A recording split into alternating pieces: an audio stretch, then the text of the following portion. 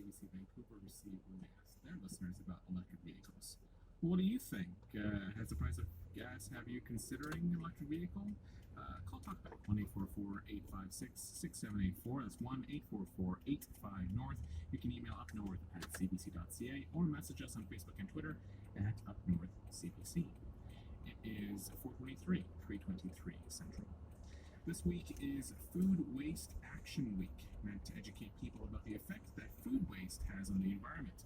Kate Parizeau is a member of the faculty at the University of Guelph. She's been going through people's garbage for almost a decade to see what they throw away and why. Parizeau studies waste management for the Guelph Food Waste Research Group. Hello. Hello, good afternoon. Thanks for joining me today. How'd you get into looking at people's garbage? It's something I've always been interested in. For me, it's an environmental issue, but it's also a social issue. It tells you a lot about how we organize our communities and our societies. So, something I've just been interested in since I was a kid. What have you found? So, we find lots of things. Part of what we find that's so shocking is the amount of food waste that people generate in households. It's about 3 kilograms a week of what we call avoidable food waste. So, that means food that could have been eaten, not banana peels or chicken bones, but things like leftover meals or fruit and vegetables that rotted at the back of the fridge or on the counter. So it's a big issue. When you ask the people who produce this waste about, why they have this in their bins, what do they tell you? So there are lots of different reasons.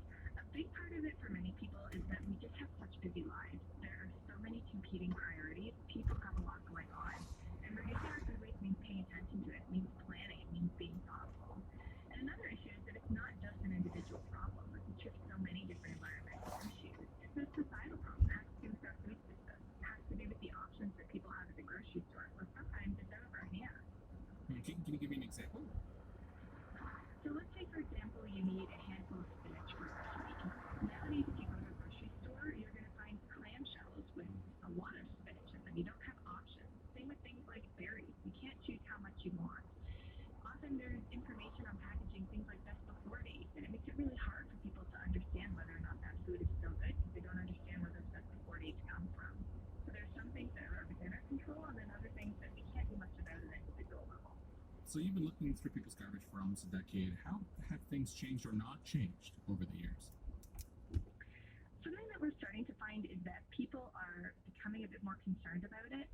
We find it's not just an environmental issue, it's definitely a cost issue. So our findings are that people throw about $18 worth of edible food into the garbage in each household. So that's almost $1,000 a year when you add that up. And nowadays, especially with food inflation, I think this is something people are going to be caring about more. Something else that we're finding is that there are health motives that people are starting to pay more attention to.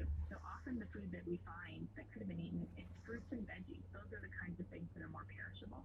And when we buy those things, because we want the fiber and the vitamins and the minerals, when we don't eat them and they get wasted, we're losing those health benefits. And that's something that people are thinking about more and more.